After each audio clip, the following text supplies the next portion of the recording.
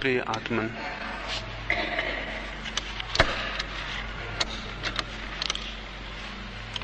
रात्रि को साधना की प्रारंभिक भूमिका कैसे बने, उस संबंध में थोड़ी सी बातें आपसे कही हैं। साधना की जो दृष्टि मेरे मन में है,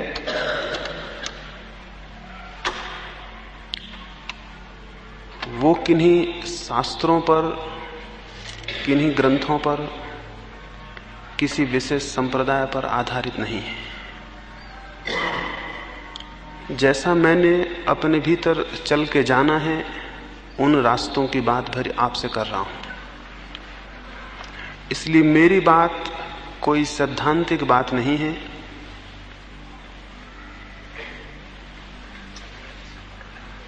उस पर जब मैं आपसे कह रहा हूं कि आप चलें और देखें, तो मुझे रत्ती भर भी ऐसा ख्याल नहीं है कि आप चलेंगे तो जो पाने की आपकी कल्पना है उसे आप नहीं पा सकेंगे।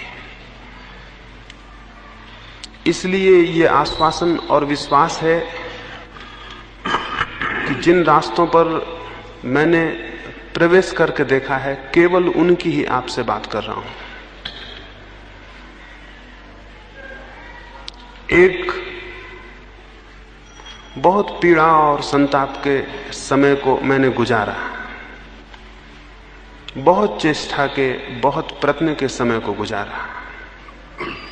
उस समय बहुत कोशिश, बहुत प्रयत्न करता था अंतस प्रवेश के, बहुत रास्तों से, बहुत पद्धतियों से उस तरफ जाने की बड़ी संलग्न चेष्टा की। बहुत पीड़ा के दिन थे और बहुत दुख और परेशानी के दिन थे, लेकिन सतत प्रयास से, और जैसे पर्वत से कोई झरना गिरता हो और गिरता ही चला जाए तो नीचे की चट्टानें भी टूट जाती हैं, वैसे ही सतत प्रयास से किसी क्षण में कोई प्रवेश हुआ। उस प्रवेश को जिस रास्ते से मैंने संभव पाया, सिर्फ उसी रास्ते की आपसे बात कर रहा हूं। और इसलिए बहुत आश्वासन और बहुत विश्वास से आपको कह सकता हूं कि यदि प्रयोग किया तो परिणाम सुनिश्चित है। तब एक दुख था, तब एक पीड़ा थी, अब वैसा कोई दुख और वैसी कोई पीड़ा मेरे भीतर नहीं है। कल मुझे कोई पूछता था कि इतनी समस्याएं लोग आपके सामने रखते हैं तो आप परेशान नहीं होते? मैंने उन्हें कहा, समस्या अपनी ना हो तो परेशानी का कोई कारण नहीं होता। समस्या दूसरे की हो तो कोई परेशानी नहीं होती है। समस्या अपनी हो तो परेशानी शुरू हो जाती है। मेरी कोई समस्या इस अर्थों में नहीं है, लेकिन एक नए तरह का दुख अब जीवन में प्रविष्ट हो गया। और वो दुख ये है कि मैं अपने चारों तरफ जिन लोगों को भी देखता हूं, उन्हें इतनी परेशानी में और इतनी पीड़ा में अनुभव करता हूं, जबकि मुझे लगता है उनके हल इतने आसान हैं, जबकि मुझे लगता है कि वो द्वार खटखटाएंगे और द्वार खुल जाएगा, और वो द्वार पर खड़े ही रो रहे हैं। तो एक बहुत नए किस्म के दुख और पीड़ा का अनुभव होता है। एक छोटी सी पारसी कहानी में पढ़ता था, एक अंधा आदमी और उसका एक मित्र एक रेगिस्तान को पार करते थे। वे दोनों अलग अलग यात्रा पर निकले थे, रास्ते में मिलना हो गया, और वो आंख वाला आदमी उस अंधे आदमी को अपने साथ ले लिया। वे कुछ दिन साथ साथ चले, उनमें मैत्री घनी हो गई। एक दिन सुबह अंधे आदमी की आंख, अंधा आदमी पहले उठ गया, सुबह उसकी नींद पहले खुल गई। उसने टटोल के अपनी लकड़ी ढूंढी। मरुस्थल की रात थी और ठंड के दिन थे, लकड़ी तो उसे नहीं मिली, एक सांप पड़ा हुआ था जो ठंड के मारे एकदम सिकुड़ के कड़ा हो गया था। उसने उसे उठा लिया। उसने भगवान को धन्यवाद दिया कि मेरी लकड़ी तो खो गई, लेकिन उससे बहुत ज्यादा बेहतर, बहुत चिकनी और बहुत सुंदर लकड़ी मुझे तुमने दे दी। उसने भगवान को धन्यवाद दिया कि तुम बड़े कृपालु हो। उसने उसी लकड़ी से अपने आंख वाले मित्र को धक्का दिया और उठाने की कोशिश की कि उठो, सुबह हो गई है। वह आंख वाला मित्र उठा, देख के घबरा गया और उसने कहा कि तुम ये क्या हाथ में पकड़े हुए हो, इसे एकदम छोड़ दो, ये सांप है और जीवन के लिए खतरनाक हो जाएगा। वह अंधा आदमी बोला, मित्र, ईर्ष्या के वश तुम मेरी इस सुंदर लकड़ी को सांप बता रहे हो। चाहते हो कि मैं इसे छोड़ दूं तो तुम इसे उठा लो, लेकिन अंधा जरूर हूं, लेकिन इतना नासमझ नहीं हूं।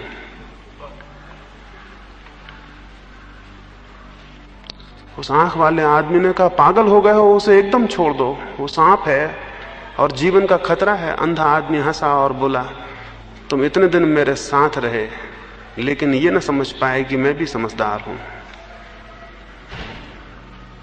मेरी लकड़ी खो गई है और परमात्मा ने एक बहुत सुंदर लकड़ी मुझे दे दी है, तो तुम उसे सांप बता रहे हो। वह अंधा आदमी गुस्से में मित्र की इस ईर्ष्या और जलन को देख के अपने रास्ते पर चल पड़ा। थोड़ी देर में सूरज निकला और वो सांप की सिकुड़न समाप्त हो गई, उसकी सर्दी मिट गई, उसमें फिर प्राण का संचार हुआ और उसने उस अंधे आदमी को काट लिया।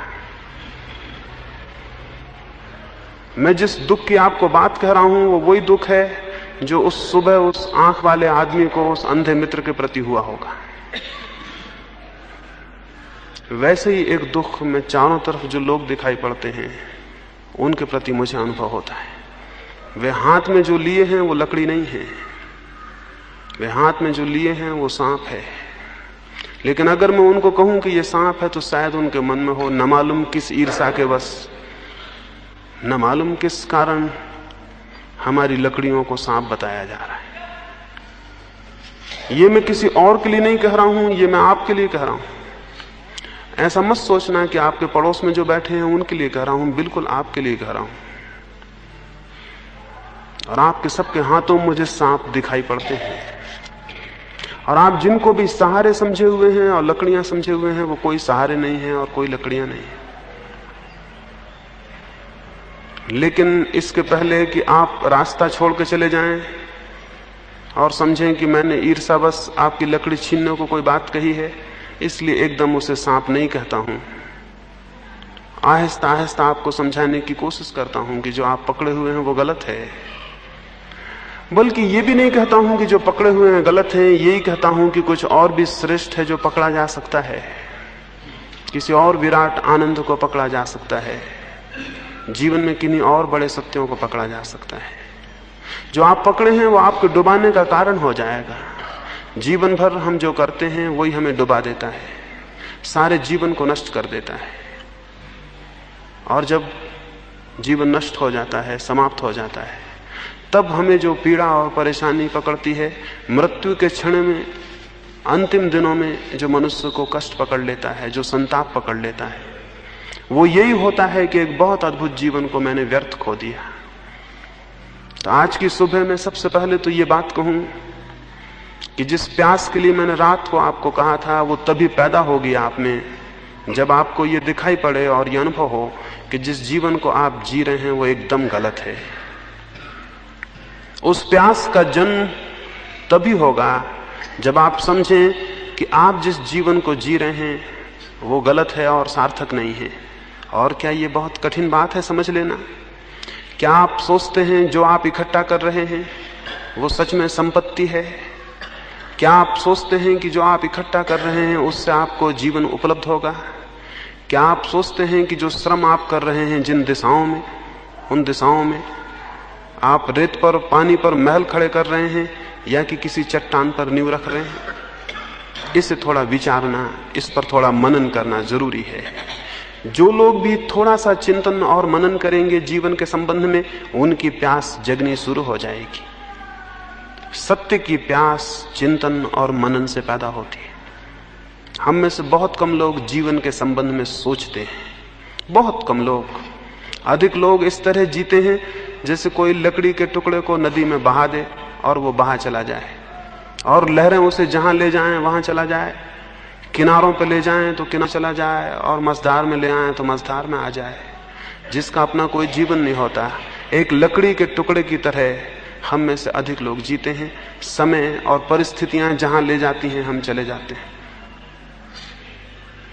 जीवन पर मनन और चिंतन इस बात की सूचना बनेगा कि क्या आपको एक लकड़ी के टुकड़े की तरह होना है जो नदी में बहे, क्या आपको एक सूखे हुए पत्ते की तरह होना है जिसे हवाएं जहां ले जाएं वहां चला जाए, या आपको एक व्यक्ति बनना है, एक इंडिविजुअल, एक व्यक्ति, और एक सचेतन व्यक्ति जिसकी अपनी जीवन की दिशा है, जिसने तय किया कि कहां जाना और कहां पहुंचना, और जिसने तय किया कि क्या बनना और क्या होना, जिसने अपने जीवन को अपने हाथ में लिया है और उसके निर्माण को अपने हाथ में लिया है। मनुष्य की सबसे बड़ी कृति स्वयं मनुष्य है, और मनुष्य का सबसे बड़ा सृजन स्वयं का निर्माण है। और आप कुछ भी बनाएं, वो बनाना किसी काम का नहीं है, वो सब पानी पर खींची गई लकीरों की तरह एक दिन मिट जाएगा। जो आप अपने भीतर निर्मित करेंगे और अपने को बनाएंगे, तो आप एक चट्टान पर, एक लोहे की चट्टान पर कुछ लिख रहे हैं जिसके कि फिर निशान कभी मिटते नहीं हैं, जो कि अमिट रूप से आपके साथ होगा। तो अपने जीवन के बाबत ये विचार करें, आप एक लकड़ी के टुकड़े तो नहीं हैं जो नदी में बह रहा है, आप दरख्त से पतझड़ में गिर गए एक पत्ते तो नहीं हैं जो हवाओं में उड़ रहा है। और आप विचार करेंगे तो आपको दिखाई पड़ेगा आप एक लकड़ी के टुकड़े हैं, और आपको दिखाई पड़ेगा पतझड़ में गिर गए एक पत्ते हैं जिसे हवाएं कहीं भी उड़ा रही हैं। अभी सड़कें उन पत्तों से भरी हुई हैं, और वे पत्ते जहां भी हवाएं आती हैं वहीं सरक जाते हैं। आपने जिंदगी में सचेतन विकास किया है या केवल हवा के धक्कों पर उड़ते रहे हैं? और अगर हवा के धक्कों पर उड़ते रहे तो क्या कहीं पहुंच सकेंगे? क्या कोई कभी इस तरह पहुंचा है? जीवन में एक सचेतन लक्ष्य ना हो तो कोई कहीं पहुंचता नहीं। सचेतन लक्ष्य की प्यास इस बात से पैदा होगी कि आप चिंतन करें और मनन करें और विचार करें। बुद्ध के बाबत आपने सुना होगा, उन्हें जिस बात से विराग हुआ, जिस बात से वे विराग के जीवन में प्रविष्ट हुए, जिस बात से उन्हें सत्य की आकांक्षा पैदा हुई, वो कहानी बड़ी प्रचलित है, बड़ी अर्थपूर्ण है।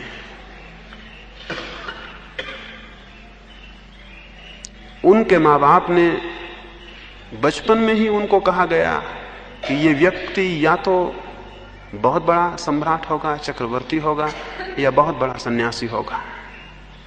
उनके पिता ने सारी व्यवस्था की, उनकी सुख सुविधा की कि उन्हें कोई दुख दिखाई ही ना पड़े जिससे कि सन्यास पैदा हो। उनके पिता ने उनके लिए मकान बनवाए, उस समय की सारे कला और कौशल सहित उन्होंने सारी व्यवस्था की, बगीचों की, हर मौसम के लिए अलग भवन बनाया, और आज्ञा दी परिचारकों को कि एक कुमलाया हुआ फूल भी गौतम को दिखाई ना पड़े, सिद्धार्थ को दिखाई ना पड़े। उसे ये इस ख्याल ना आ जाए कहीं कि फूल मुरझा जाता है, कहीं मैं तो ना मुरझा जाऊंगा। तो रात उनके बगीचे से सारे कुमलाए फूल और पत्ते अलग कर दिए जाते थे।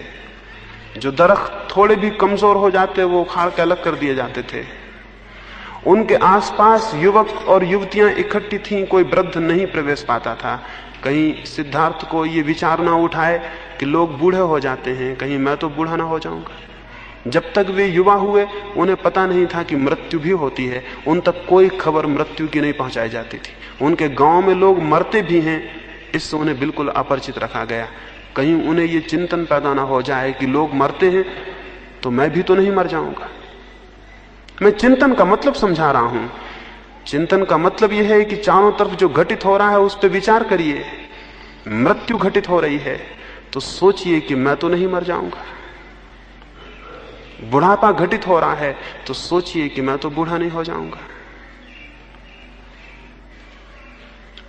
चिंतन न पैदा हो जाए बुद्ध में, इसलिए उनके पिता ने सारा उपाय किया। और मैं चाहता हूं कि आप सारा उपाय करें कि चिंतन पैदा हो जाए। उन्होंने उपाय किया कि चिंतन पैदा ना हो जाए, लेकिन चिंतन पैदा हुआ। एक दिन बुद्ध गांव से निकले और राह पर उन्होंने देखा एक बूढ़ा आदमी चला आता है। उन्होंने अपने सारथी को पूछा, इस आदमी को क्या हो गया, ऐसा आदमी भी होता है? सारथी ने कहा, झूठ में कैसे बोलूं, हर आदमी अंत में ऐसे ही हो जाता है। बुद्ध ने तत्क्षण पूछा, मैं भी? उस सारथी ने कहा, भगवान झूठ में कैसे कहूं, कोई भी अपवाद नहीं है। बुद्ध ने कहा, वापस लौट चलो, मैं बूढ़ा हो गया। बुद्ध ने कहा, वापस लौट चलो, मैं बूढ़ा हो गया। अगर कल हो ही जाना है तो बात समाप्त हो गई। इसको मैं चिंतन कहता हूं। लेकिन सारथी ने कहा, हम एक युवक महोत्सव में जा रहे हैं, सारे गांव के लोग प्रतीक्षा करेंगे, इसलिए चलें। बुद्ध ने कहा, अब चलने में कोई रस न रहा, युवक महोत्सव व्यर्थ है क्योंकि बुढ़ापा आता है। लेकिन वे गए और आगे बढ़े और उन्होंने देखा एक अर्थी लिए जाते हैं लोग, कोई मर गया है। बुद्ध ने पूछा, ये क्या हुआ, ये लोग क्या करते हैं, ये कंधों पर किस चीज को लिए हैं? सारथी ने कहा, कैसे कहूं, आज्ञा नहीं, लेकिन असत्य न बोल सकूंगा। यह आदमी मर गया, एक आदमी मर गया है, उसे लोग लिए जाते हैं। बुद्ध ने पूछा, मरना क्या है? और उन्हें पहली दफा पता चला एक दिन जीवन की सरिता सूख जाती है और आदमी मर जाता है। बुद्ध ने कहा, बिल्कुल वापस लौट चलो, मैं मर गया। यह आदमी नहीं मरा, मैं मर गया। इसको मैं चिंतन कहता हूं। वह आदमी चिंतन और मनन में समर्थ हुआ है, जिसने दूसरे पे जो घटा है उससे समझा और जाना है कि वो उस पर भी घटित होगा। वे लोग अंधे हैं जो चारों तरफ जो घटित हो रहा है उसे नहीं देख रहे हैं। और इस अर्थ में हम सब अंधे हैं। और इसलिए मैंने वो कहानी कही अंधे आदमी की जो सांप को हाथ में लिए चलता है। इसलिए आपको पहला जो बहुत महत्वपूर्ण है वो ये कि आंख खोल के चारों तरफ देखिए क्या घटित हो रहा है, और उस घटित होने से चिंतन पैदा होगा, मनन पैदा होगा, और वो मनन प्यास देगा और किसी विराट सत्य को जानने की। ये इस पीड़ा को बहुत मैंने अनुभव किया। वो पीड़ा गई और उसके जाने में जिन सीढ़ियों को मुझे दिखाई पड़ना शुरू हुआ, उन सीढ़ियों में पहली सीढ़ी की आज मैं चर्चा करूंगा। ऐसा मुझे दिखाई पड़ता है कि परम जीवन या परमात्मा या आत्मा या सत्य को पाने के लिए दो बातें जरूरी हैं। एक बात तो जरूरी है जो परिधि की जरूरत है, समझें, साधना की परिधि। और एक बात जरूरी है जिसको हम कहेंगे साधना का केंद्र। साधना की परिधि और साधना का केंद्र, या साधना का शरीर और साधना की आत्मा। साधना की परिधि पर आज मैं चर्चा करूंगा और कल साधना की आत्मा पर या साधना के केंद्र पर, और परसों साधना के परिणाम पर। ये तीन ही बातें हैं, साधना की परिधि, साधना का केंद्र और साधना का परिणाम। या यूं कह सकते हैं कि साधना की भूमिका, साधना और साधना की सिद्धि। साधना की भूमिका या साधना की परिधि में आपकी जो परिधि है वही संबंधित होती है। आपके व्यक्तित्व की परिधि आपका शरीर है, साधना की परिधि भी आपका शरीर है। साधना का बिल्कुल प्रारंभिक चरण आपके शरीर पर रखना होता है। इसलिए एक बात स्मरण रखें कि शरीर के संबंध में अगर सुनी सुनाई कोई बुरी भावना मन में हो, उसे फेंक दें। शरीर मात्र साधन है, संसार का भी और सत्य का भी। शरीर न शत्रु है न मित्र है, शरीर मात्र साधन है। आप चाहें तो उससे पाप करें और चाहें तो पुण्य करें, चाहें तो संसार में प्रविष्ट हो जाएं और चाहें तो परमात्मा में प्रवेश पा लें। शरीर मात्र साधन है, उसके संबंध में कोई दुर्भाव मन में ना रखें।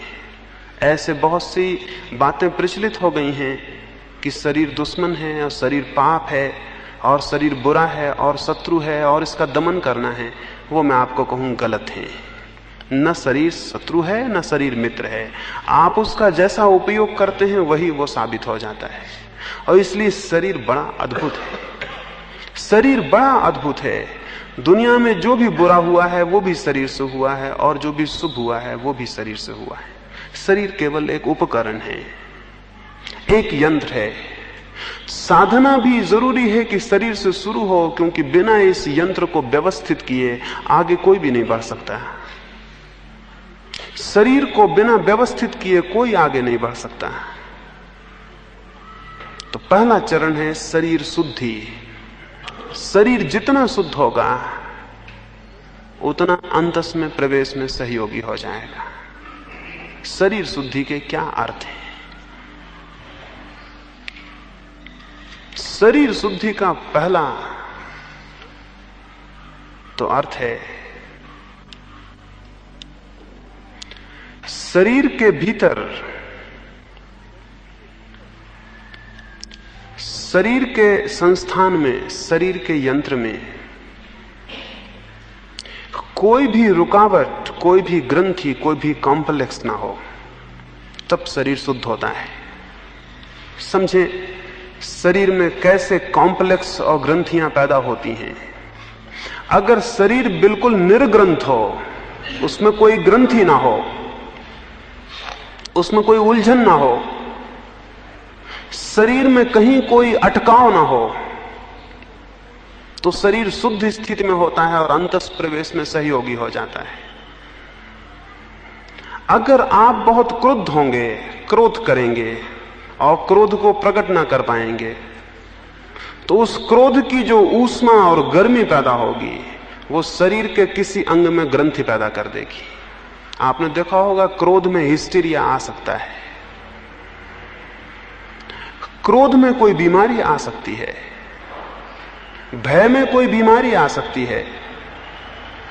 अभी जो सारे प्रयोग चलते हैं स्वास्थ्य के ऊपर, उनसे ज्ञात होता है कि 100 बीमारियों में कोई 50 बीमारियां शरीर में नहीं होती, मन में होती हैं, लेकिन मन की बीमारियां शरीर में ग्रंथि पैदा कर देती।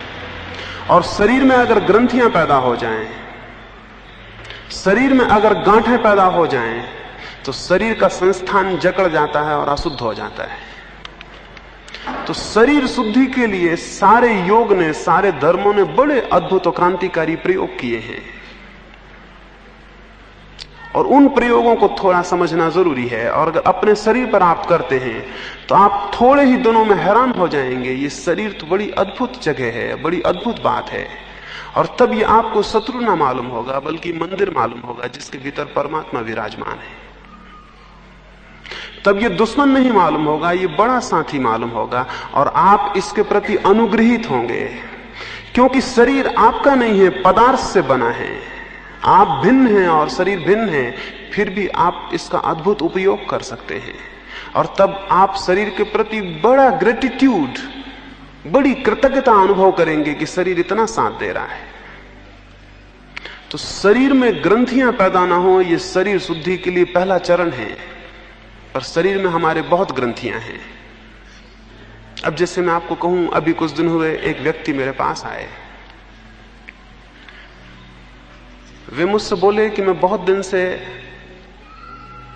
कुछ किसी धर्म की साधना करता हूं, मन बड़ा शांत हो गया है। मैंने उनसे कहा कि मुझे आपका मन शांत दिखाई नहीं पड़ता। वे बोले आप कैसे कह सकते हैं? मैंने उनसे कहा कि जितनी देर से आप आए हैं आपके दोनों पैर इतने हिल रहे हैं, वो दोनों पैरों को बैठे हैं और जोर से हिला रहे हैं। मैंने उनसे कहा यह असंभव है कि मन शांत हो, पैर इस भांति हिले। शरीर में जो भी कंपन है वे मन के कंपन से पैदा होते हैं। मन का कंपन जितना कम होने लगता है, शरीर उतना स्थिर मालूम होने लगेगा। ये बुद्ध और महावीर की मूर्तियां जो बिल्कुल पत्थर जैसी मालूम होती हैं, ये आदमी भी बैठे होते तो भी ऐसे ही मालूम होते थे। ये मूर्तियां ही पत्थर जैसी नहीं मालूम होती, इन आदमियों को भी आपने देखा होता तो ये बिल्कुल पत्थर जैसे मालूम होते। हमने इनकी पत्थर की मूर्तियां व्यर्थ ही नहीं बनाई, उसके पीछे कारण था, ये बिल्कुल पत्थर जैसे ही मालूम होने लगे थे। इनके भीतर कंपन विलीन हो गए थे, या कि कंपन सार्थक थे, जब उनकी जरूरत थी होते थे, अन्यथा वो विलीन थे।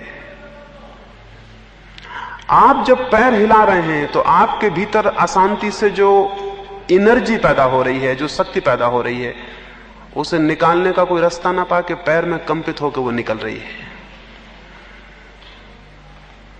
जब एक आदमी क्रोध में होता है, उसके दांत भिज जाते हैं और मुट्ठियां बन जाती हैं, क्यों? उसकी आंखों में खून उतर आता है, क्यों? आखिर मुट्ठियां बंधने से क्या प्रयोजन? अगर आप अकेले में भी किसी पर क्रुद्ध होंगे तो भी मुट्ठियां बन जाएंगी, वहां तो कोई मारने को भी नहीं जिसको आप मारे। लेकिन जो शक्ति क्रोध से पैदा हो रही है, उसका निष्कासन कैसे होगा? हाथ के स्नायु खिंच के उस शक्ति को व्यय कर देते हैं। सभ्यता ने बहुत दिक्कत पैदा कर दी है। असभ्य आदमी का शरीर हमसे ज्यादा शुद्ध होता है। एक जंगली आदमी का शरीर हमसे बहुत शुद्ध होता है, उसमें ग्रंथियां नहीं होती, क्योंकि उसके भावावेश वो सहज प्रकट कर देता है। लेकिन हम अपने भावावेगों को दबा लेते हैं। समझ लीजिए, आप दफ्तर में हैं और मालिक ने कुछ कहा, आपको क्रोध तो आया, लेकिन आप मुट्ठियां नहीं भींच सकते। वो जो शक्ति पैदा हुई उसका क्या होगा? शक्ति नष्ट नहीं होती, स्मरण रखिए, कोई शक्ति नष्ट नहीं होती। अगर आपने मुझे गाली दी और मुझे क्रोध आ गया, लेकिन यहां इतने लोग थे कि मैं उसे प्रकट नहीं कर सका, ना मैं दांत भींच सका, ना मैं हाथ खींच सका, ना मैं गाली बक सका, ना मैं गुस्से में कूद सका, ना मैं पत्थर उठा सका, तो उस शक्ति का क्या होगा जो मेरे भीतर पैदा हो गई? वो शक्ति मेरे शरीर के किसी अंग को क्रिपल्ड कर देगी, और उसको क्रिपल्ड करने में, उसको विकृत करने में वह हो जाएगी, एक ग्रंथि पैदा होगी। शरीर की ग्रंथियों का मेरा मतलब यह है, शरीर में हमारे बहुत ग्रंथियां पैदा हो जाती हैं। और आप शायद हैरान होंगे, आप कहेंगे ऐसी हमें कुछ ग्रंथियां पता नहीं है। तो मैं आपको एक प्रयोग करने को कहता हूं, आप देखें, फिर आपको पता चलेगा कितनी ग्रंथियां हैं। क्या आपने कभी ख्याल किया है कि अकेले किसी कमरे में आप जोर से दांत बिचकाने लगे हैं, या आईने में जीभ दिखाने लगे हैं, या गुस्से से आंख फाड़ने लगे हैं, और आप अपने पे भी हंसे होंगे कि ये मैं क्या कर रहा हूं? हो सकता है स्नान गृह में आप नहा रहे हैं और आप अचानक कूदे हैं, आप हैरान होंगे कि मैं क्यों कूदा हूं, या मैंने आईने में देख के दांत क्यों बिचकाए हैं, या मेरा जोर से गुनगुनाने का मन क्यों हुआ है।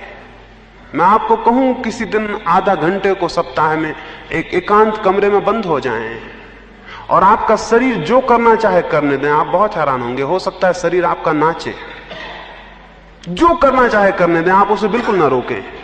और आप बहुत हैरान होंगे, हो सकता है शरीर आपका नाचे, हो सकता है आप कूदें, हो सकता है आप चिल्लाएं, हो सकता है आप किसी काल्पनिक दुश्मन पर टूट पड़े, ये हो सकता है। और तब आपको पता चलेगा कि ये क्या हो रहा है। ये सारी ग्रंथियां हैं जो दबी हुई हैं और मौजूद हैं और निकलना चाहती हैं, लेकिन समाज नहीं निकलने देता और आप भी नहीं निकलने देते। ऐसा शरीर बहुत सी ग्रंथियों का घर बना हुआ है, और जो शरीर ग्रंथियों से भरा हुआ है वो शरीर शुद्ध नहीं होता, वो भीतर प्रवेश नहीं कर सकता। तो योग का पहला चरण होता है शरीर शुद्धि, और शरीर शुद्धि का पहला चरण है शरीर की ग्रंथियों का विसर्जन। तो नई ग्रंथियां तो बनाए नहीं, और पुरानी ग्रंथियां विसर्जन करने का उपाय करें। और उसके उपाय के लिए जरूरी है कि महीने में एक बार, दो बार अकेले कमरे में बंद हो जाएं और शरीर जैसा करना चाहे करने दें। अगर कपड़े फेंक के और नग्न नाचने का मन हो तो नाचें, और सारे कपड़े फेंक दें। और आप हैरान होंगे, आधा घंटे के उस उछल कूद के बाद आप बहुत रिलैक्स्ड, बहुत शांत, बहुत स्वस्थ अनुभव करेंगे। ये बात बहुत अजीब लगेगी, लेकिन आप बहुत शांत अनुभव करेंगे और आपको बहुत हैरानी होगी कि ये शांति कैसे आ गई। आप जो व्यायाम करते हैं या घूमने चले जाते हैं, उसके बाद जो आपको हल्कापन लगता है, उसका कारण क्या है? उसका कारण यह है कि बहुत सी ग्रंथियां उसमें विसर्जित होती हैं। आपको पता है, आपका लड़ने का जो मन होता है लोगों से, उलझने का जो मन होता है, उसका कारण क्या है?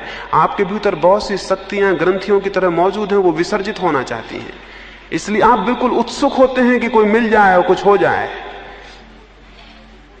जब युद्ध का समय आता है, पिछले 2 महायुद्ध हुए, उन महायुद्धों में आप जो सुबह से अखबार पढ़ते हैं बहुत उत्सुकता से, और सारी दुनिया में बड़ी खूबियों की बातें घटित होती हैं। युद्ध के समय 2 बातें घटित हुई। दुनिया में आत्महत्याएं एकदम कम हो गई थी। आपको शायद पता नहीं होगा, पिछला महायुद्ध हुआ, उसके पहले पहला महायुद्ध हुआ।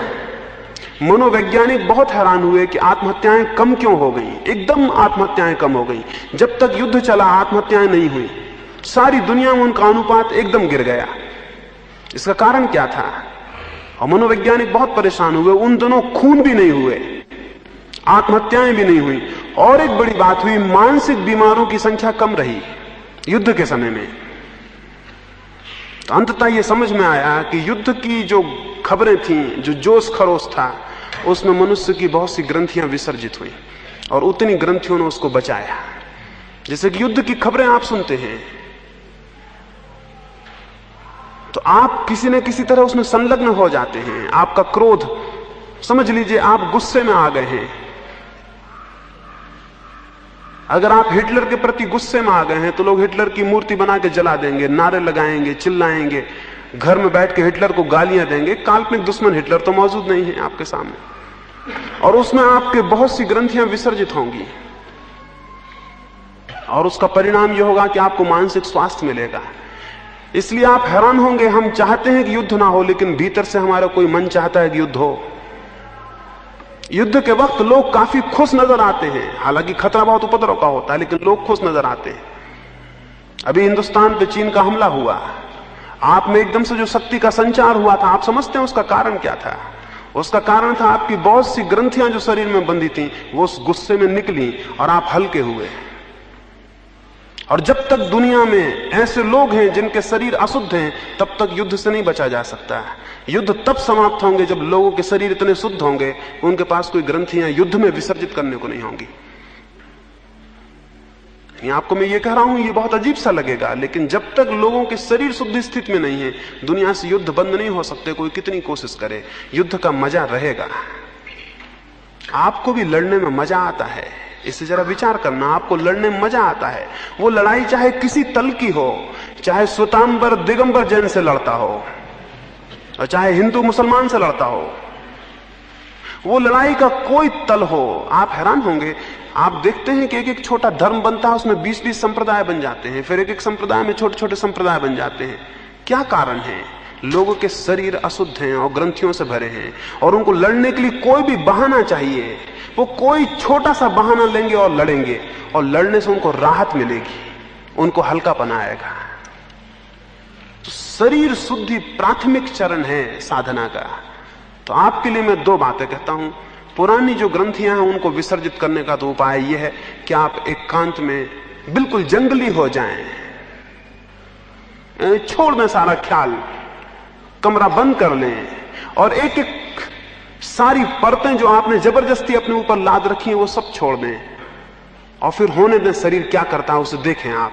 वो नाचता है, कूदता है, गिर के पड़ा रह जाता है, घूंसे तानता है, किसी काल्पनिक दुश्मन को मारता है, छुरी मारता है, गोली चलाता है, क्या करता है उसे देखें और चुपचाप उसे करने दें। आप 1-2 महीने के प्रयोग में बहुत हैरान हो जाएंगे। आप पाएंगे आपके शरीर ने एक अद्भुत सरलता, सात्विकता और शुद्धि को उपलब्ध किया है। उसका विसर्जन होगा, पुरानी ग्रंथियों की निर्जरा होगी। जो पुराने साधक जंगलों में चले जाते थे और एकांत पसंद करते थे और नहीं चाहते थे भीड़ में आए, उसका कुल सबसे बड़े कारणों में एक कारण यह भी था, उन एकांत में आपको पता नहीं महावीर ने क्या किया, आपको पता नहीं है बुद्ध ने क्या किया, आपको पता नहीं मोहम्मद ने क्या किया, कोई किताबें नहीं कहती कि उन्होंने क्या किया। उन पहाड़ों पर जब वो थे तो वो क्या कर रहे थे? मैं आपको कहता हूं कि ये हो नहीं सकता कि उन्होंने ये ना किया हो, कि उन्होंने शरीर की ग्रंथियां विसर्जित ना की हो। महावीर को तो हम निर्ग्रंथ कहते हैं, और उसका मैं जो अर्थ करता हूं यही करता हूं। सारी ग्रंथियां छीन जिसकी हो गई, और सारी ग्रंथियों का प्रारंभिक चरण शरीर है। तो शरीर की ग्रंथियां जो पीछे पकड़ी हैं उनको विसर्जित करना आपको पहले अजीब सा लगेगा। अगर आपको जोर से हंसी आए अपने इस काम पे कि मैं ये क्या पागलपन कर रहा हूं कि कूद रहा हूं, तो जोर से हंसिए। अगर आपको खूब रोना आए तो जोर से रोइए, आप बहुत हैरान होंगे। अगर आपको भी मैं यहां कह दूं कि आप बिल्कुल छोड़ दें अपना ख्याल, तो आप में से कई लोग रोने लगेंगे और कई लोग जोर से हंसने लगेंगे। कभी कोई रुदन जो आना चाहा होगा वो भीतर दबा रह गया है, वो निकलेगा। और कभी कोई हंसी जो फूट पड़नी चाहिए थी लेकिन रोक ली गई है, वो कहीं ग्रंथि बन के रुकी हुई है, वो निकलेगी। बहुत एब्सर्ड मालूम होगा कि ये क्या हो रहा है, लेकिन ये होगा। इसका एकांत में प्रयोग करें तो शरीर शुद्धि के लिए जो पुराने हमारे ऊपर ग्रंथियां हैं वो हल्की होंगी। दूसरी बात, नई ग्रंथियां ना बने, इसका उपयोग करें। ये तो पुरानी ग्रंथियों के विसर्जन के लिए मैंने कहा। नई ग्रंथियां हम रोज बनाए चले जा रहे हैं। आपको मैंने कोई एक अपशब्द कह दिया और आपको क्रोध उठा, लेकिन सभ्यता और शिष्टता आपको उस क्रोध को प्रकट नहीं करने देगी। एक शक्ति का पुंज आपके भीतर घूमेगा, वो कहां जाएगा? वो किन्हीं नसों को सिकोड़ के इर्छा तिरछा करके बैठ जाएगा। इसलिए क्रोधी आदमी के चेहरे में, आंखों में, और शांत आदमी के चेहरे में और आंखों में फर्क होता है, क्योंकि वहां किसी क्रोध के वेग ने किसी चीज को विकृत नहीं किया है। और शरीर तब अपने परिपूर्ण सौंदर्य को उपलब्ध होता है जब उसमें कोई ग्रंथियां नहीं होती। यानी शरीर के सौंदर्य का कोई और मतलब ही नहीं है। आंखें तब बड़ी सुंदर हो जाती हैं, तब कुरूप से कुरूप शरीर भी सुंदर दिखने लगता है। गांधी का शरीर कुरूप था जब वे युवा थे, लेकिन जैसे जैसे वे बूढ़े होते गए उनमें एक अभिनव सौंदर्य आया जो बहुत अद्भुत था। वो सौंदर्य शरीर का नहीं था, वो ग्रंथियों के क्षीण होने का था। उसे कम लोग पहचाने और समझे होंगे। गांधी कुरूप थे, इसमें कोई शक नहीं है। गांधी का शरीर किसी भी सौंदर्य के मापदंड से सुंदर नहीं था। और अगर आप उनके पुराने चित्र देखेंगे तो बचपन उनका कुरूप है, जवानी उनकी कुरूप है, लेकिन जैसे जैसे वे बूढ़े होते हैं वे कुछ सुंदर होते जाते हैं। बुढ़ापे में तो आदमी और असुंदर होता है, पर वे सुंदर होते जा रहे हैं। और अगर जीवन का ठीक विकास हो तो जवानी उतनी सुंदर नहीं होती जितना बुढ़ापा होता है, क्योंकि जवानी में बड़े वेग होते हैं, बुढ़ापा बड़ा निरावेग हो जाता है। अगर ठीक से विकास हो तो बुढ़ापा सुंदरतम क्षण है जीवन का, क्योंकि उस वक्त सारे वेग क्षीण हो जाते हैं, सारी ग्रंथियां विलीन होनी चाहिए अगर ठीक विकास हो। इसलिए अगर आप ख्याल करेंगे कैसे ये हमारी विकृति इकट्ठी होती है शरीर के वेग की। मैंने आपको अपमानजनक शब्द कहा, आप में क्रोध उठा, एक शक्ति पैदा हुई, और शक्ति नष्ट नहीं होती, कोई शक्ति नष्ट नहीं होती। अब उसका कोई उपयोग होना चाहिए। अगर उसका उपयोग नहीं होगा तो वो आपको विकृत करके नष्ट हो जाएगी। तो उपयोग करिए। कैसे उपयोग करिएगा? अगर समझ लीजिए आपको क्रोध आ रहा है और आप दफ्तर में बैठे हुए हैं और आपको बहुत जोर से क्रोध आया है और आप उसको प्रकट नहीं कर सकते, आप एक काम करिए, उस शक्ति को जो पैदा हुई है एक क्रिएटिव ट्रांसफॉर्मेशन करिए उसका। अपने दोनों पैरों को जोर से सिकोड़िए।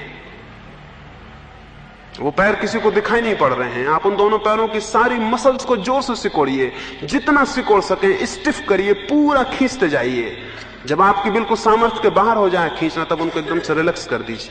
आप हैरान होंगे, क्रोध निष्कासित हो गया है और आपकी पैर की मसल सुंदर हो जाएंगी, व्यायाम भी हो गया।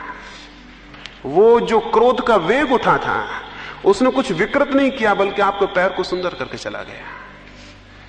तो आपके शरीर के जो अंग कमजोर हों उनको क्रोध के माध्यम से सुंदर कर लीजिए, स्वस्थ कर लीजिए, क्योंकि वो जो एनर्जी पैदा हुई है उसका क्रिएटिव, उसका सृजनात्मक उपयोग हो जाएगा।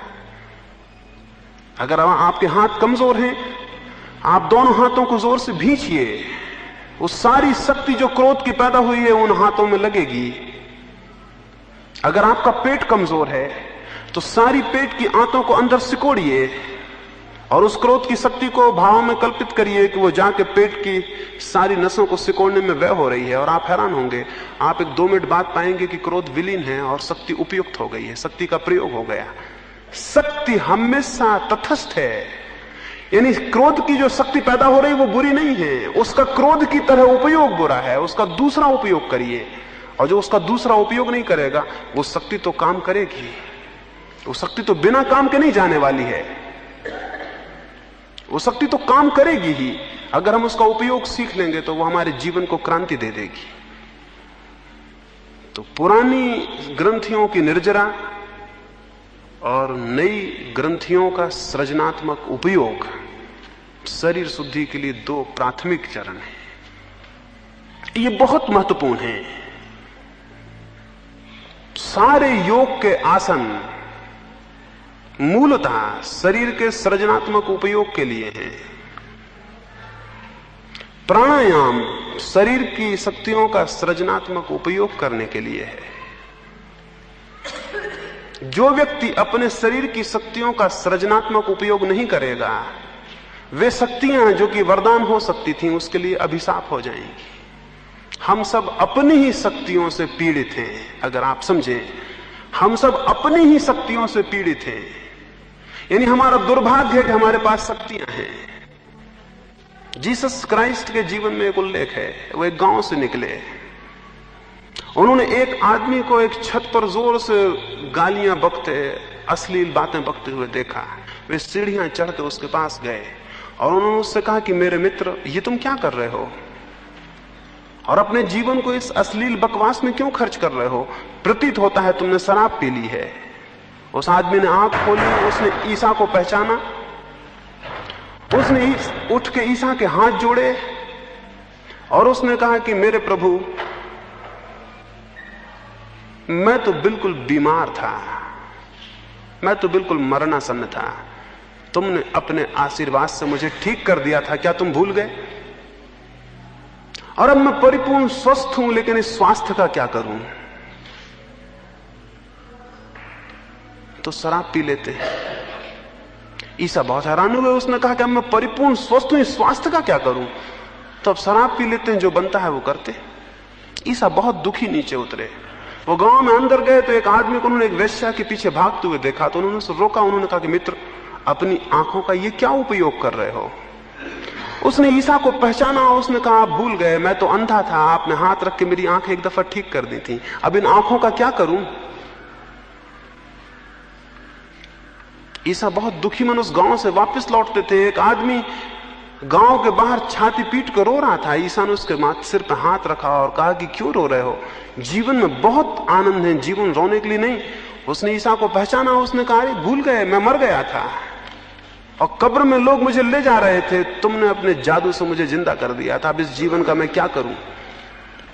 ये कहानी बिल्कुल काल्पनिक को झूठी सी मालूम होती है, लेकिन हम क्या कर रहे हैं? हम इस जीवन का क्या कर रहे हैं? हमारे पास जीवन में जो भी शक्तियां मिली हैं, उन सब से हम स्वयं अपना डिस्ट्रक्शन, उनसे हम स्वयं अपना विनाश कर रहे हैं। जीवन के 2 ही रास्ते हैं। जो शक्तियां आपके शरीर और मन में हैं, उनका विनाश कर लें, यही नरक का रास्ता है। और जो शक्तियां और ऊर्जाएं, जो एनर्जीज आपके भीतर हैं, उनका सृजनात्मक उपयोग कर लें, यही स्वर्ग का रास्ता है। सृजन स्वर्ग है और विनाश नरक है। अपनी शक्तियों का जो सृजनात्मक, सारी शक्तियों का सृजनात्मक उपयोग कर ले, उसने स्वर्ग की तरफ चरण रखने शुरू कर दिए। और जो अपनी शक्तियों का विनाशात्मक उपयोग कर ले, वो नरक की तरफ जा रहा है। और कोई मतलब नहीं है। आप अपने से पूछें, आप क्या कर रहे हैं? जब एक आदमी क्रोध से भरता है तो आप समझते हैं कितनी शक्ति, कितनी डायनेमिक फोर्स उसमें पैदा होती है। क्या आपको पता है एक कमजोर आदमी भी क्रोध में आकर एक ऐसी चट्टान उठा सकता है जो कि उसने कभी शांत क्षणों में उठाने की कल्पना नहीं कर सकता था? क्या आपको पता है एक क्रुद्ध आदमी अपने से बहुत बलिष्ठ शांत आदमी को क्षणों में परास्त कर सकता है?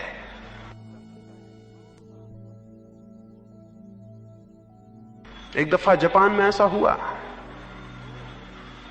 वहां एक वर्ग होता है समुराई, वहां के क्षत्रिय हैं। वो, उनका धंधा तलवार है और जीवन मरना वही उनका शौक है।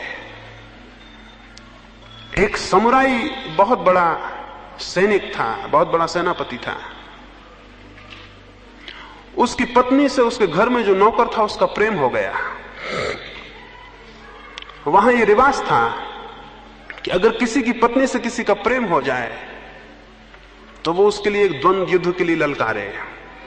तो 2 में से एक मर जाएंगे, जो शेष रहेगा वो पत्नी से उससे विवाह हो जाएगा या वो पत्नी उसकी होगी। उसके नौकर का समुराई एक बहुत बड़े सेनापति की पत्नी से प्रेम हो गया। उस सेनापति ने कहा, पागल, अब द्वंद्व युद्ध के सिवा कोई रास्ता नहीं है, अब हम लड़ेंगे, अब तू कल तलवार लेके सुबह आ जा। वो तो बड़ा घबराया, वो तो तलवार का मास्टर था, वो तो अद्भुत कुशल आदमी था जो मालिक था। ये बेचारा नौकर घर में झाड़ू बुहारी लगाता था, ये क्या तलवार ले, इसने कभी तलवार छुई नहीं थी। इसने उससे कहा कि मैं कैसे तलवार उठाऊंगा, लेकिन उसने कहा इसके सिवाय कोई रास्ता नहीं है, रास्ता यही है कि तुम कल तलवार लेके आ जाओ। वो घर गया, उसने रात भर सोचा, इसके सिवाय कोई रास्ता ही नहीं था। उसने सुबह तलवार उठाई, उसने कभी इसके पहले जिंदगी में तलवार नहीं उठाई थी। उसने सुबह तलवार उठाई, वो तलवार लेके पहुंचा। लोग देख के दंग रह गए, वो तो जैसे आग का अंगारा था जब वो तलवार लेके वहां पहुंचा। वो सेनापति थोड़ा घबराया और उसने पूछा कि तुम तलवार उठाना भी जानते हो? वो बिल्कुल गलत ही पकड़े हुए था। उसने कहा कोई सवाल नहीं, अब मरना ही है, और मरना ही है तो मारने की कोशिश करेंगे। तो मरना तय है, अब एक मारने की कोशिश करेंगे। और वो बड़ा अजीब द्वंद्व युद्ध हुआ, उसमें सेनापति मारा गया और वो नौकर जीता।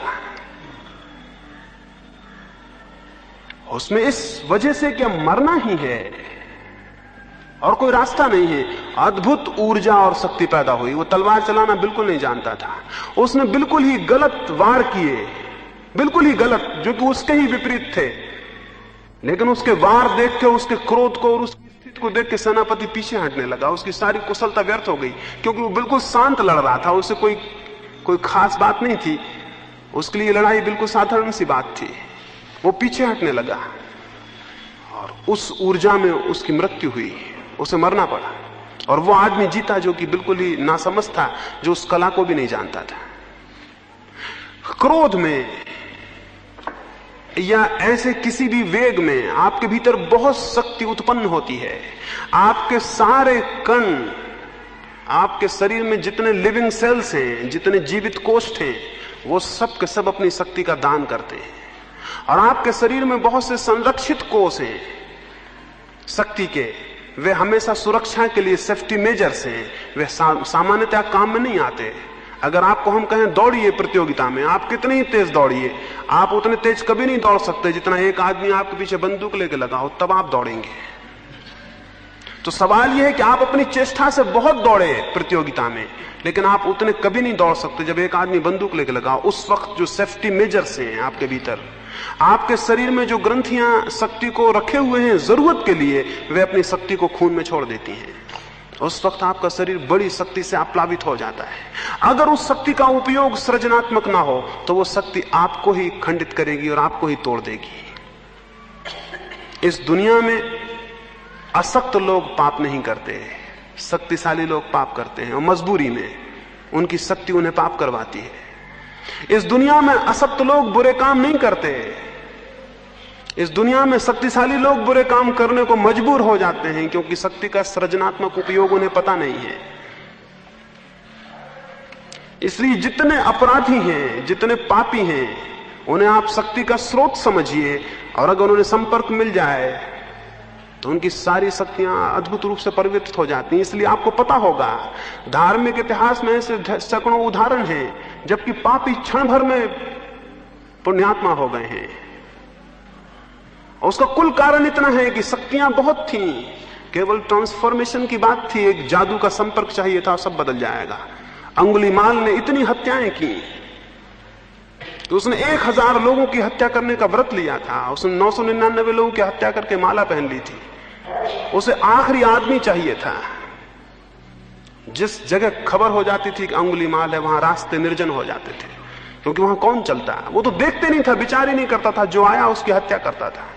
खुद बादशाह प्रसेनजीत जो था बिहार का, वो डरता था, उसकी छाती कब जाती थी अंगुलीमाल का नाम सुन के।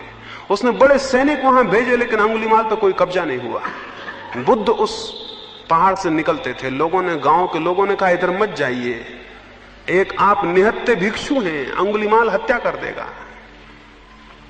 बुद्ध ने कहा हम तो जो रास्ता चुनते हैं उस पे चलते हैं, और किसी की वजह से उसको नहीं बदलते। और अगर अंगुलीमाल यहां है तो हमारी और भी जरूरत हो गई कि हम वहां जाएं। अब देखना यह है कि अंगुलीमाल हमें मारता है या हम अंगुलीमाल को मारते हैं। तो लोगों ने कहा बड़ी पागलपन की बात है, आपके पास कुछ भी नहीं है, आप अंगुलीमाल को मारिएगा। निहत्थे कमजोर बुद्ध, अंगुलीमाल बड़ा बिल्कुल दैत्य जैसा आदमी। बुद्ध ने कहा अब देखना यह है कि अंगुलिमाल बुद्ध को मारता है या बुद्ध अंगुलिमाल को मारता है। और हम तो जो रास्ता चुनते हैं उस पर चलते हैं, और ये और भी सौभाग्य कि अंगुलिमाल से मिलना हो जाए।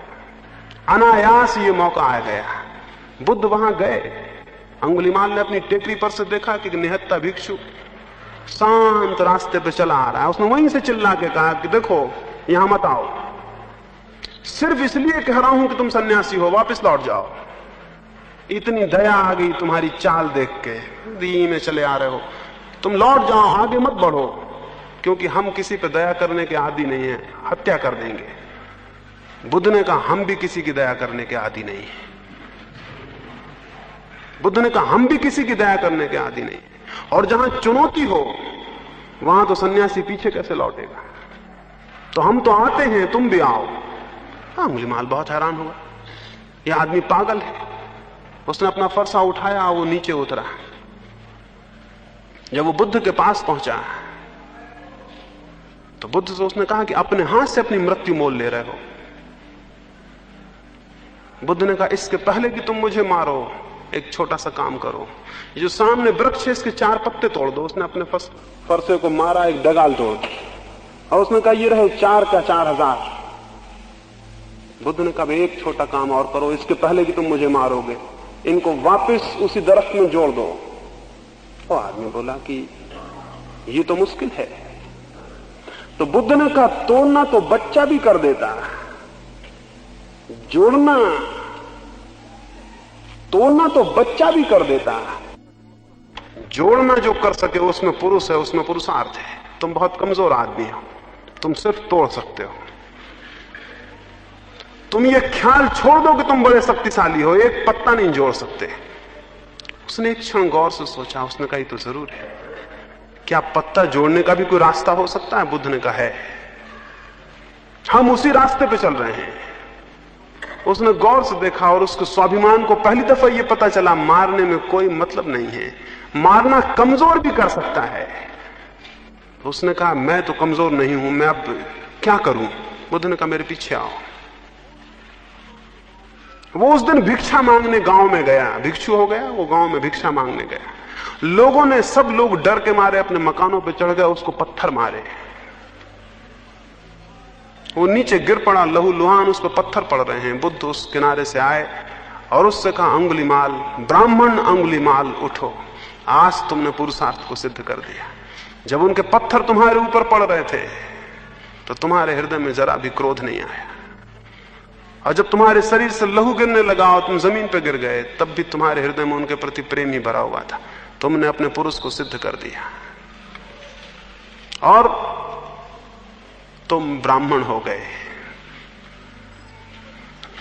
प्रसेनजित को खबर लगी तो वो मिलने आया बुद्ध से कि अंगुलिमाल परिवर्तित हुआ है।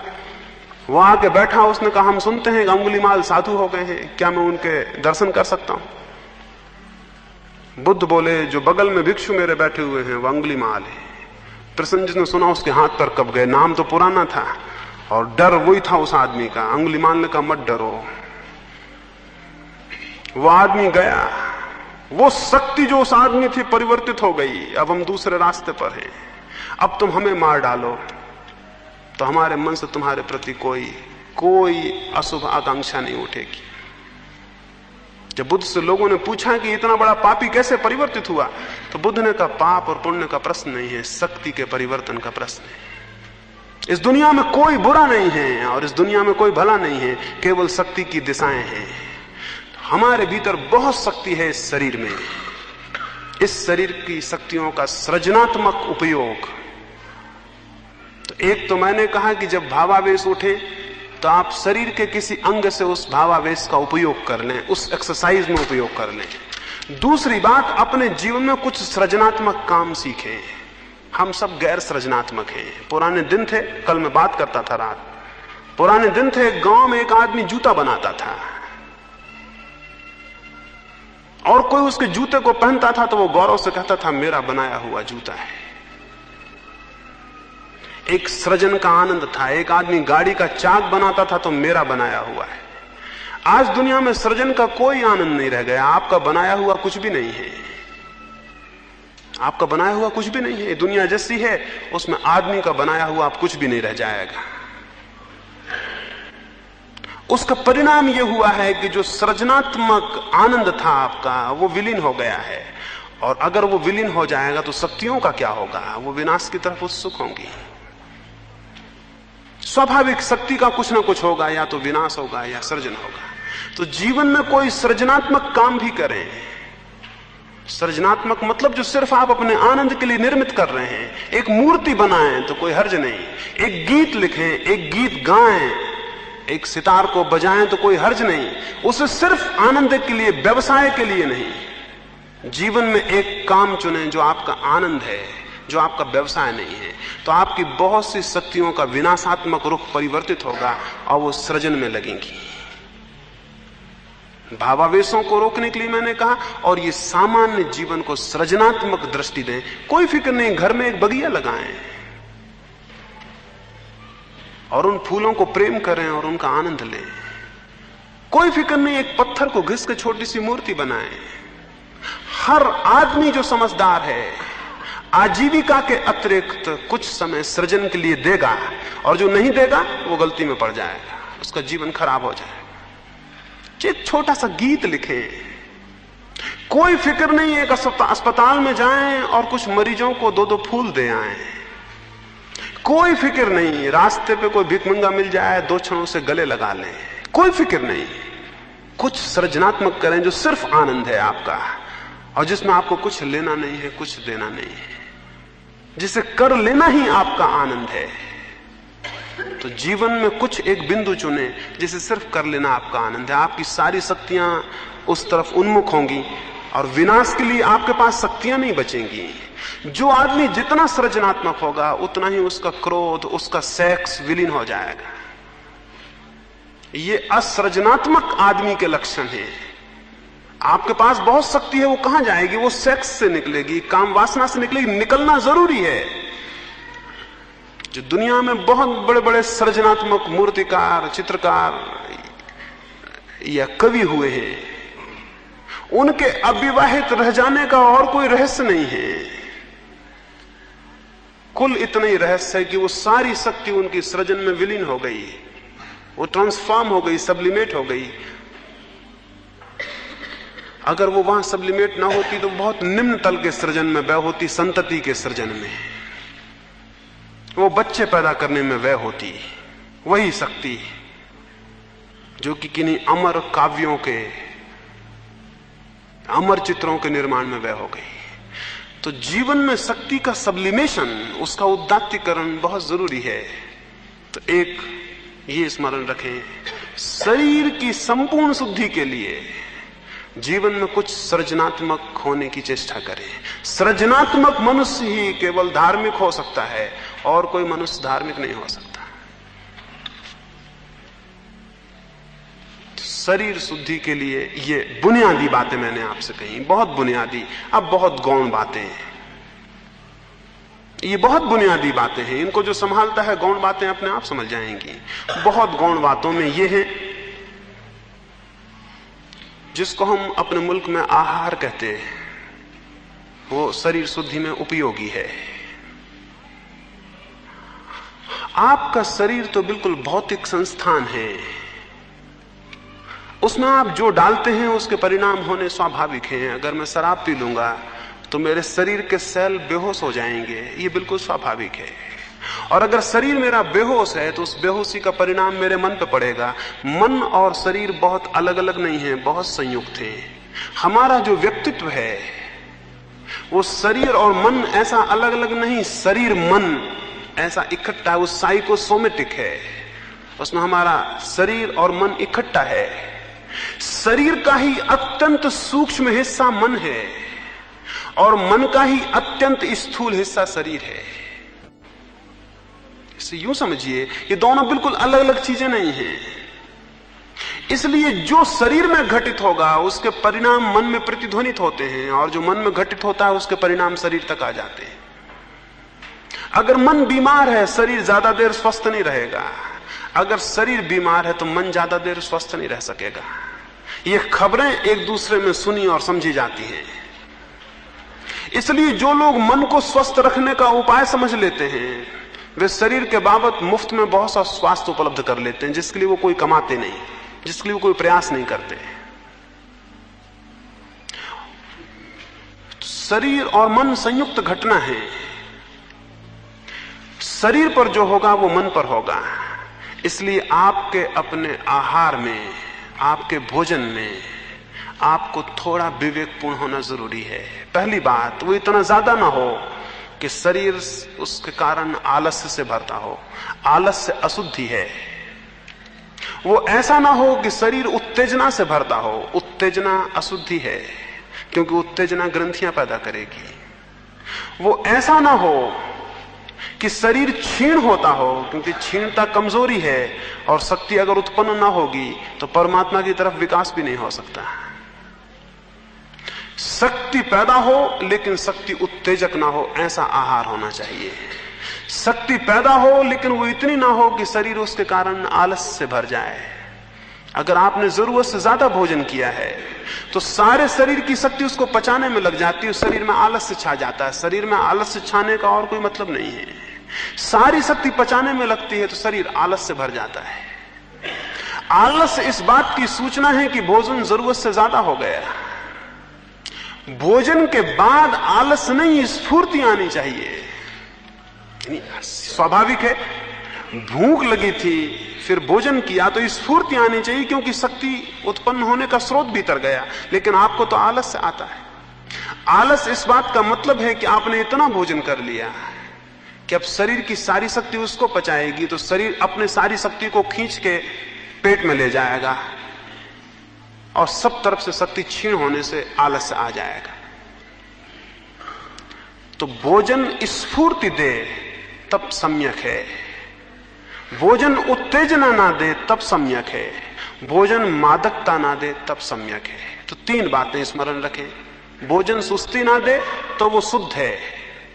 भोजन उत्तेजना ना दे तो वो शुद्ध है। और भोजन मादकता ना दे तो वो शुद्ध है। ये मोटी बातें हैं और आपको इतना ना समझ में नहीं मानता है कि इनके विस्तार में चर्चा करने की जरूरत है। इनको आप समझेंगे और अपने ढंग से इनको व्यवस्थित करेंगे। दूसरी बात, गौण बातों में शरीर के लिए थोड़ा सा व्यायाम अत्यंत आवश्यक है, क्योंकि शरीर जिन तत्वों से मिलकर बना है वे तत्व व्यायाम के समय में विस्तार पाते हैं। व्यायाम का मतलब विस्तार। संकोच के विपरीत है व्यायाम शब्द। व्यायाम का अर्थ है विस्तार। जब आप दौड़ते हैं तो आपके सारे कण और सारे लिविंग सेल्स, पूरे जीवित कोष्ठ विस्तृत होते हैं, फैलते हैं। और जब वे फैलते हैं तो आपको स्वास्थ्य का अनुभव होता है। जब वे सिकुड़ते हैं तो बीमारी का अनुभव होता है। जब आपकी श्वास पूरी की पूरे प्राण के फेफड़ों को खोलती है और सारे कार्बन डाइऑक्साइड को बाहर फेंकती है तो आपकी खून की गति बढ़ती है, और खून की गति बढ़ती तो शरीर की सारी अशुद्धियां दूर होती हैं। इसलिए योग ने शरीर सोच को, शरीर की परिपूर्ण शुद्धि को बहुत अनिवार्य नियमों के अंतर्गत रखा। तो थोड़ा व्यायाम। अति विश्राम नुकसान करता है, अति व्यायाम भी नुकसान करता है। इसलिए अति व्यायाम को नहीं कह रहा हूं। अति व्यायाम नहीं, थोड़ा सम्यक व्यायाम कि जिससे आपको स्वास्थ्य का बोध हो। और अति विश्राम नहीं, थोड़ा विश्राम भी। जितना व्यायाम उतना विश्राम। इस सदी में व्यायाम भी नहीं है और विश्राम भी नहीं है। हम बहुत अजीब हालत में हैं। आप व्यायाम तो करते नहीं, आप विश्राम भी नहीं करते। जिसको आप विश्राम कहते हैं वो विश्राम नहीं है। आप पड़े हैं, करवटें बदल रहे हैं, वो विश्राम नहीं है। एक गहरी प्रगाढ़ निद्रा जिसमें कि सारा शरीर सो जाए और उसके सारे काम का जो भी बोझ और भार उस पर पड़ा है वो सब विलीन हो जाए। क्या आपने कभी ख्याल किया, अगर आप सुबह बहुत अस्वस्थ उठे हैं और तबीयत ताजी नहीं है तो आपका व्यवहार स्वस्थ नहीं होता। अगर आपको नींद अच्छी नहीं हुई और सुबह एक भिखारी आपसे भीख मांगने आया है, बहुत असंभव है कि आप उसे भीख दे सके। और अगर आप रात बहुत गहरी नींद सोए हैं और किसी ने हाथ बढ़ाए हैं तो बहुत असंभव है कि आप अपने हाथ को देने से रोक सके। इसलिए भिखारी सुबह आपके घर मांगने आते हैं, शाम को नहीं आते। क्योंकि सुबह संभावना मिलने की है, शाम को कोई संभावना नहीं। ये बहुत मनोवैज्ञानिक है। भिखारी यूं नहीं सुबह आपके घर आ रहा है, शाम को नहीं आना है, शाम को कोई मतलब नहीं। शाम को आप इतने थके और शरीर इतना गलत हालत में होगा कि आप शायद ही किसी को कुछ दे सके,